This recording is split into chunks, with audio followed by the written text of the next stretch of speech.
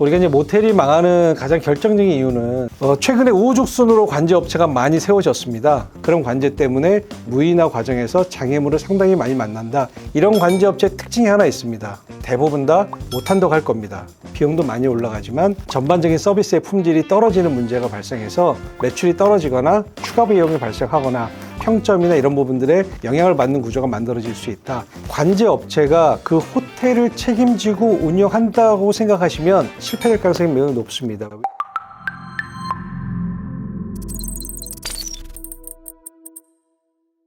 안녕하십니까. 우리나라 무인 관제를 대표하는 아이크루 컴퍼니 김용소라고 합니다. 반갑습니다.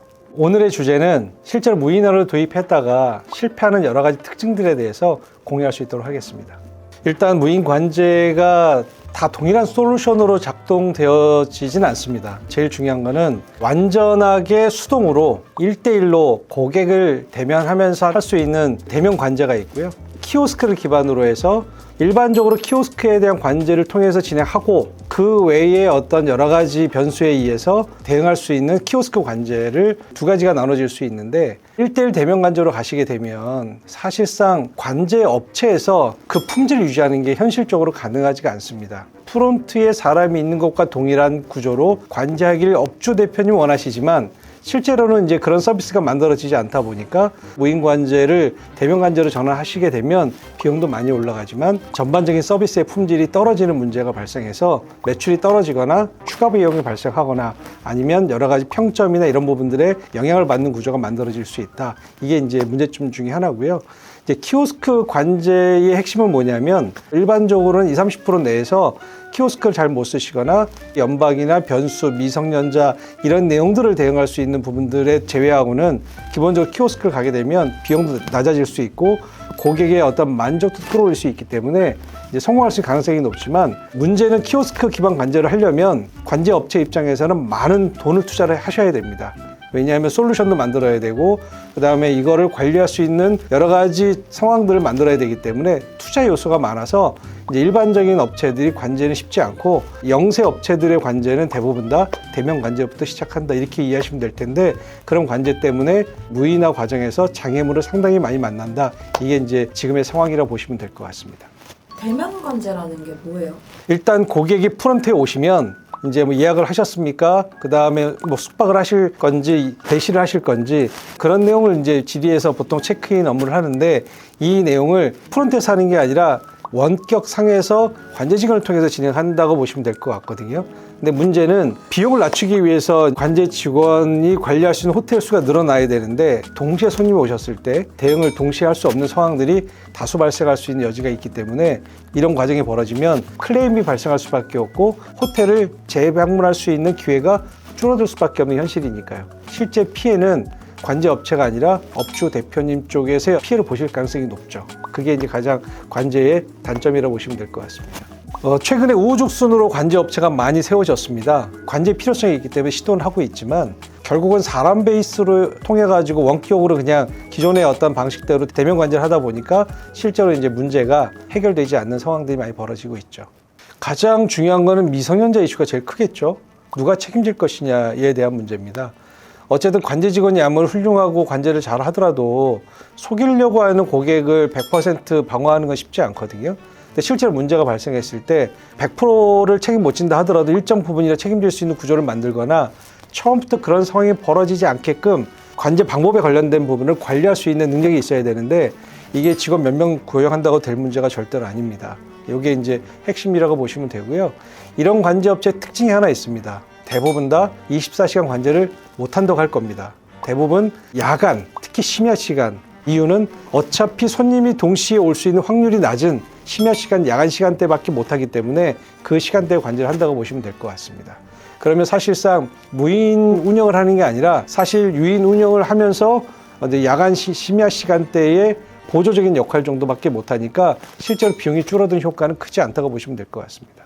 또 한 가지는 뭐냐면 대면 관제 직원의 대응 방법, 친절하게 대응했는지 그냥 수동적으로 대응하는지에 따라서 고객의 만족도가 분명히 다를 수밖에 없잖아요.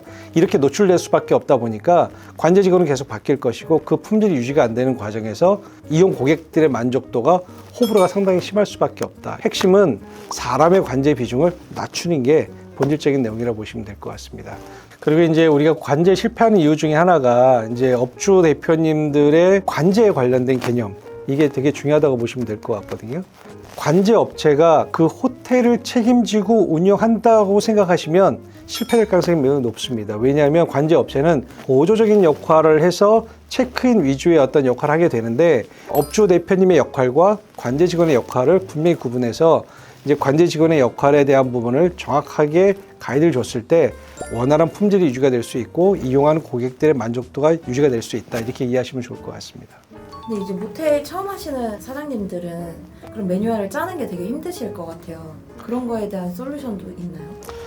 매뉴얼은 업주 대표님이 단독으로 만드시기에는 표준화되어 있지도 않기 때문에 쉽지 않고 관제 업체가 기본 매뉴얼은 다 갖고 있습니다. 그 기본 매뉴얼을 가지고 가면 전체적으로 90%는 다 수용이 가능한데 업소별로 특징들이 있을 겁니다. 외국 고객들이 많은 업소가 있을 것이고 아예 대실 없이 숙박으로만 받으시는 부분이 있을 수도 있고 또 장기 손님 위주로 많이 받으시는 고객도 있으실 겁니다. 그런 업소들에 따라서 매뉴얼이 다 다르니까 관제 업체와 협의하셔서 기본 매뉴얼을 기반으로 해서 우리만의 특수한 상황들에 대한 매뉴얼을 추가하시면 상당히 원활하게 관제는 유지할 수 있지 않을까 예상을 하고 있습니다. 무인 관제를 해도 사람이 필요하다라는 거네요. 필요할 수도 있고 그렇지 않을 수 있는데 30객실 미만일 경우에는 메이드 직원 외에 프런트에 관련된 관리 직원은 두지 않으셔도 유지할 수 있지 않을까 저는 예상을 합니다. 근데 객실이 40개가 넘어가면 대표님 혼자서 다 관리를 24시간 하실 수 없기 때문에 사람은 유지할 수 있지만 전체 인원에 관련된 부분의 비중을 낮춰갈 수 있는 구조를 만들어질 수 있고 또 직원들이 이제 항상 약속된 시간에 출근한다는 보장이 없기 때문에 그런 거에 대한 방어책도 만들 수 있는 장점은 존재합니다. 근데 중요한 건 업주 대표님이 적극적으로 개입해 주셔야 이제 매출을 영향을 받지 않고 관제가 원활하게 돌아갈 수 있는 구조를 만들어질 수 있지 않을까 예상을 좀 하고 있습니다. 저희 아이크로 컴퍼니의 그 관제의 가장 특징은 저희는 기본적으로 24시간 계약을 하는 걸 원칙으로 하고 있습니다. 저희가 24시간 가능한 이유는 대면 관제보다는 키오스크 기반의 관제의 비중이 높기 때문에 키오스크를 통해서 진행하고 있다가 문제를 해결해 드려야 될 고객들에 대해서 저희가 접근하는 방식으로 진행하기 때문에 관제 비용이 많이 낮아질 수 있고요. 견적을 전체적으로 받아보시면 가장 시간대별로 저렴한 회사가 아이크로 컴퍼니라고 보시면 될 것 같습니다. 우리가 이제 모텔이 망하는 가장 결정적인 이유는 결국 수익 문제잖아요. 유지보수 관련된 비용들도 적지 않지만 특히 이제 큰 수수료가 두 가지가 있을 거예요.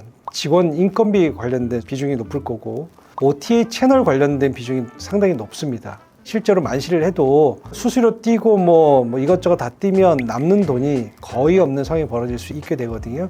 손님을 오셔도 비싼 수수료를 통해서 오시는 손님은 사실상 영양가가 별로 없을 수 있잖아요. 제일 좋은 거는 워크인을 오시는 분 제일 좋긴 한데 이제 현실적으로 쉽지 않다 보니까 이제 채널을 이용하실 필요성이 있거든요. 그 채널에 대해서 가장 큰 특징을 잘 활용하셔야 될 책임은 대표님이 하시는 게 핵심이다. 지금의 내가 운영하고 있는 호텔과 모텔이 야놀리에 적합한 건지 여기어때 적합한 건지 해외 채널에 적합한 건지를 판단하셔서 거기에 맞는 콘텐츠를 만드시는 게 핵심이라고 보시면 될 것 같습니다. 그 OTA 채널 관리를 외부 도움을 받으려고 시도하지 않는 게 저는 본질이라고 생각해요. 직접 관리하시는 방법을 배우셔라. 전에도 이제 콘텐츠에서 말씀드렸지만 내가 모르고 관리를 딴 쪽에 맡기시게 되면 대표님만큼 열심히 하지 못할 가능성이 매우 높으니까 수수료만 가져가는 분위기가 되거든요. 그러지 마시고 대표님 직접 공부하셔서 직접 관리를 하셔라. PMS, CMS 도입하는 게 중요한 게 아니라 대표님이 감각적으로 어떤 채널을 이용할지 얼마 올지 내릴지 이걸 직접 관리하시는 게 핵심이고 체크인에 관련 단순 업무는 관제 업체한테 맡기시자 또는 키오스크한테 맡기시자. 어느 업소가 좋을 거냐 그때 비교하시면 되는 거고 관제 업체나 대행 업체들의 어떤 그 과정은 노동 강도를 줄여주는 역할을 할 수 있겠지만 이거는 수단에 불과한 거거든요. 우리가 정상적인 서비스를 통해서 이익을 극대화시키는 것이 핵심적인 내용이니까 본질은 무인이 아니라 대표님의 방향성이 가장 중요하다. 과도한 투자는 나의 만족도는 끌어올릴 수 있을지는 몰라도 수익에 대해서는 마이너스 요소가 훨씬 더 크기 때문에 내가 원하는 호텔을 짓는 게 아니라 고객이 원할 수 있는 최소한의 시설을 통해서 이익을 극대화시키는 쪽으로 방향을 잡으시는 것이 본질이라 보시면 될 것 같습니다. 앞으로도 이제 궁금하신 점이 있으시면 제가 성심성의껏 답변 드릴 수 있도록 하겠습니다. 오늘 영상을 시청해 주셔서 감사합니다. 무인연구소는 여러분들의 이익을 위해서 더 열심히 노력하도록 하겠습니다. 감사합니다.